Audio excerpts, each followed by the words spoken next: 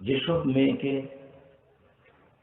তোমার পছন্দ হয়, যে মেয়েকে তোমার পছন্দ হয়, দেখে তোমার পছন্দ মতো বিবাহ করো। অত্র আয়াতে মনে হচ্ছে যে সুন্দরী মেয়েদের বিবাহ হবে, আর যারা সুন্দরী নয় তাদের বিবাহ হবে না। কেন? অপছন্দ মেয়ে তো পুরুষ সমাজে বিবাহ করতে চাইবে না। সহিহ হাদিসে এসেছে, আল্লাহ নবী বলছেন যে তুনকাহুল মারাত লিআরবাইন, মেয়েদেরকে বিবাহ করা হয় চারটে জিনিস দেখে। এটা পুরুষের স্বভাব। এটা আমি মুহাম্মদ সাল্লাল্লাহু আলাইহি ওয়াসাল্লাম বলিনি, আমি বলছি যে পুরুষের স্বভাব। পুরুষ মানুষের স্বভাব হলো ওরা বিবাহ করলে চারটে জিনিস দেখে। এক, লেমালেহা, মেয়েটার অর্থ সম্পদ আছে কিনা। দুই, বোন, ওর বাপের বেশ কিছু জমি জায়গা আছে, বিবাহ করলে 10 বিঘা জমি ভাগে পাবে, এই মেয়েকে বিবাহ করতে চায় অনেকে। তো সম্পদ আছে কিনা এইটা পুরুষে দেখে। দুই, বলে হাসাবেহা, বংশ বড় কিনা, কোর্ট কাছারি মামলা মোকদ্দমায় হইচই মারামারিতে সফলতা আনা যাবে কিনা। তিন,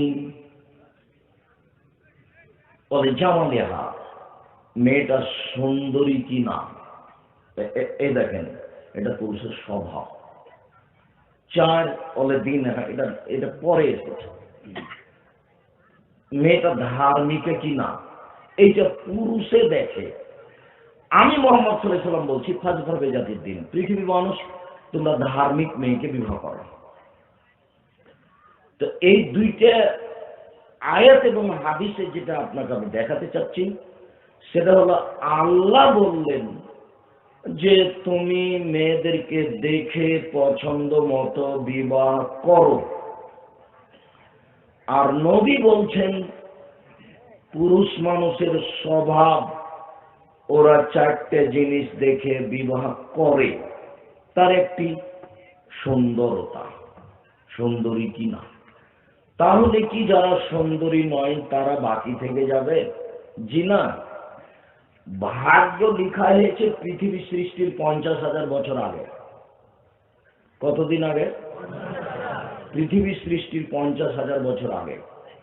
ওই ভাগ্যটাই আবার লেখা হয়েছে যখন আপনি আপনার মায়ের পেটে 4 মাস সেদিন, ওটাই আবার লেখা হয়েছে।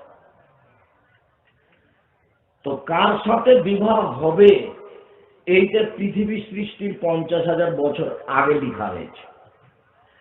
আবার ওইটাকে মায়ের পেটে যেদিন 4 মাস সেদিন লেখা হয়েছে। তো আল্লাহ যে এখানে বললেন যে তুমি তোমার পছন্দ মতো বিবাহ করো, এইটা আল্লাহ আপনাকে সান্ত্বনা দিলেন। ঘুরতে ঘুরতে ঘুরতে ঘুরতে ঘুরতে যে মেয়েটা তাকদীরে লেখা আছে ওটার সাথে বিবাহ হবে।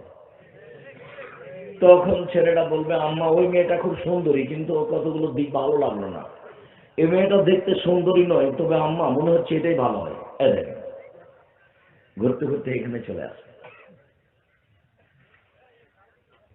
এইটা একটা দিক, এইটা আপনাকে আল্লাহ খুশি করেছেন। নেও না, 1,00,000 কোটি মেয়ে আছে, দেখে দেখে দেখে দেখে যাকে ভালো লাগে তাকে বিবাহ করো।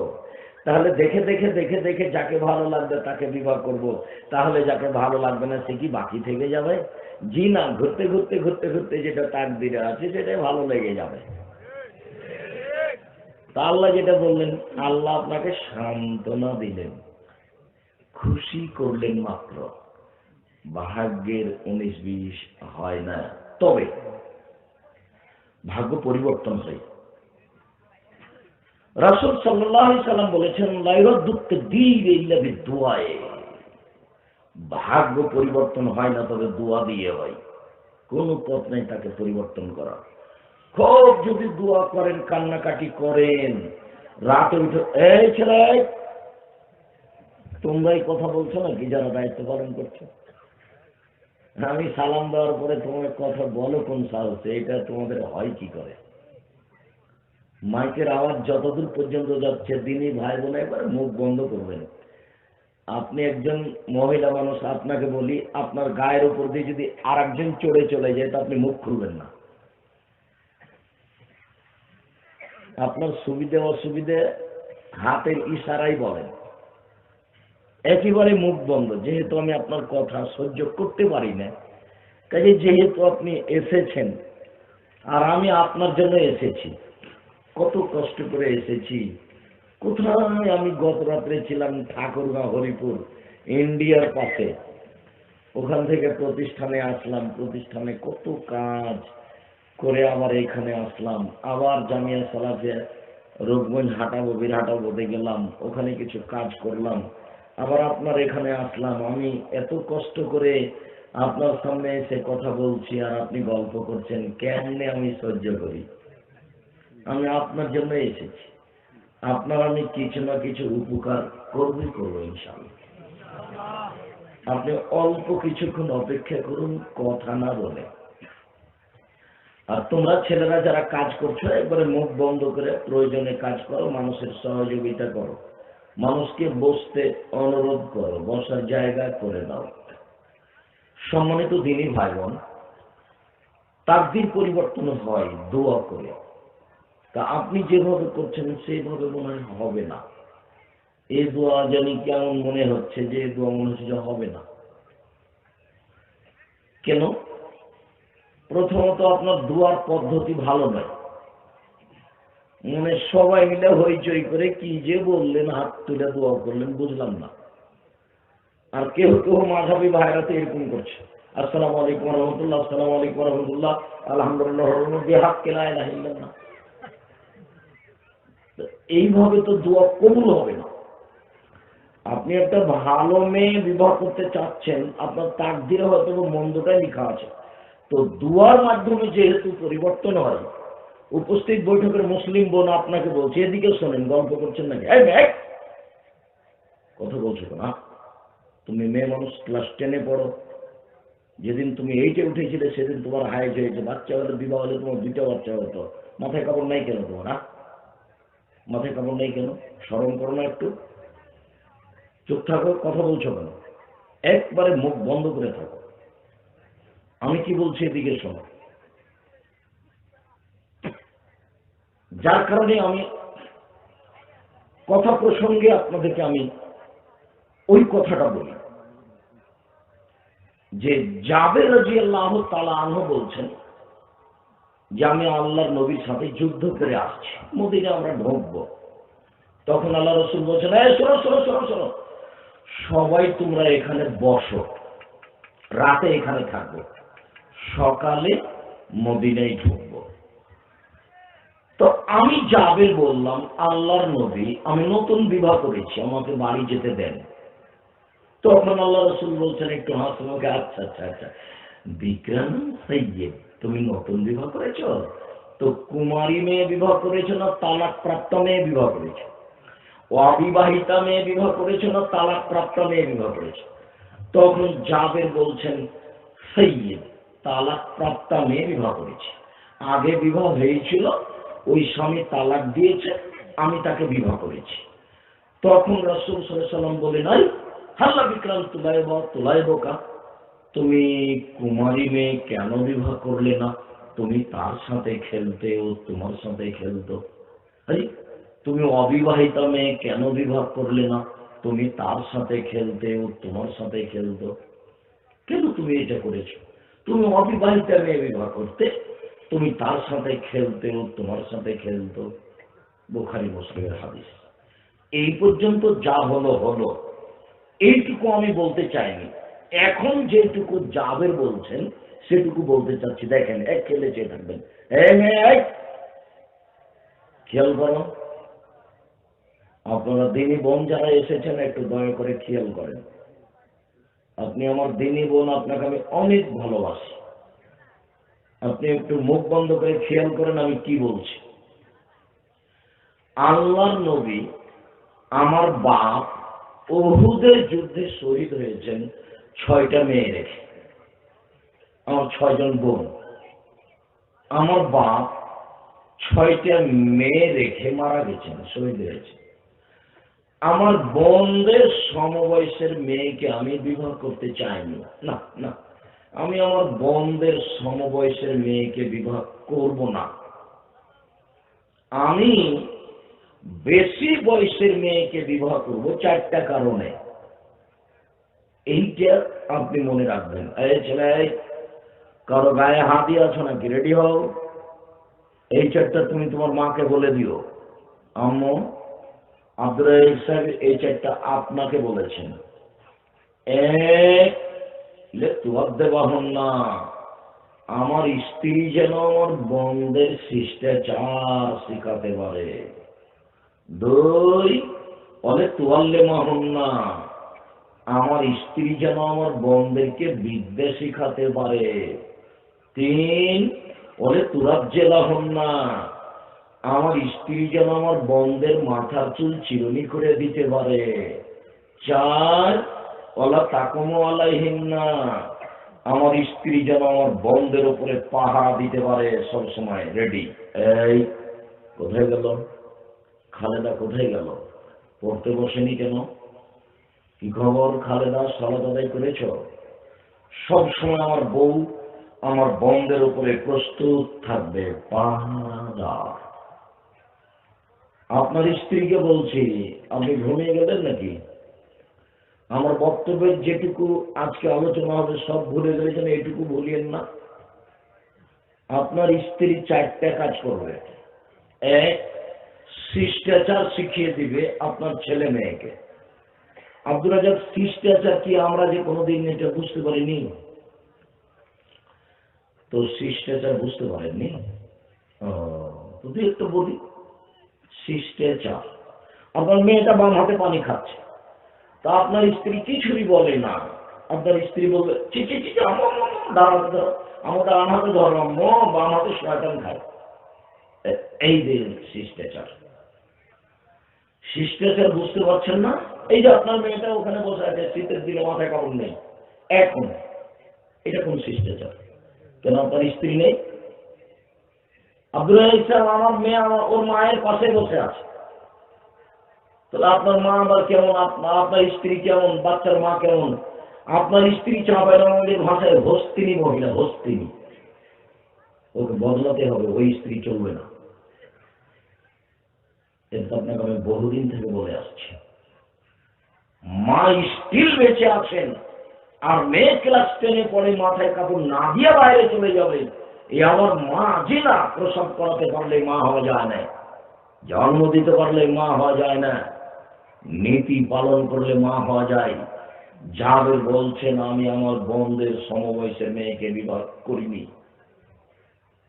4টা কারণে মনে থাকবে না? মনে হয় 1, আমার বউ যেন আমার বোনদেরকে কি করতে পারে?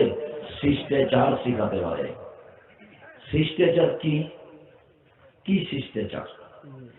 আপনার ছোট ছেলেটা দেখেন, টাকনুর নিচে প্যান্ট আছে, এখন আপনার পাশে বসে আছে, আপনার বউ রোজ এই প্যান্টটা পরিষ্কার করে, শুকায়, আপনার বাচ্চাকে পড়ায়, কিন্তু আপনার স্ত্রীকে একটু খারাপ লাগে না যে না, আমার বাচ্চাটা প্যান্টটা টাকনুর নিচে যাচ্ছে? 3 শ্রেণীর মানুষের সাথে আল্লাহ কথাই বলবেন না, জাহান্নাম জান্নাত তো পরে। ও যারা টাকনুর নিচে প্যান্ট রাখে বিচারের মাঠে, আল্লাহ বলবেন তোর সাথে কথাই নেই।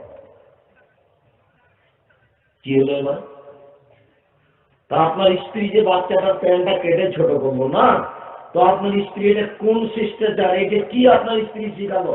আরে আপনাকেও চিনি, আপনার বউকেও চিনি, দুজনকে আমি খুব ভালো করে চিনি। আপনি ডান দিকে বসে থাকেন আর আপনার স্ত্রী বাম দিকে বসে থাকে, আর আপনার ছেলেটা 2 কানে ইয়ারফোন লাগে ইন্ডিয়ার গান শোনে। চিনি আপনাকে, খুব ভালো চিনি আপনাকে আমি। দুইজন নাকি আপনারা খুব উচ্চ শিক্ষিত মানুষ, নরসিংদী নারায়ণগঞ্জ জেলার নাকি আপনারা ধনী মানুষ, অর্থ সম্পদ ভালো ইনকাম করেন।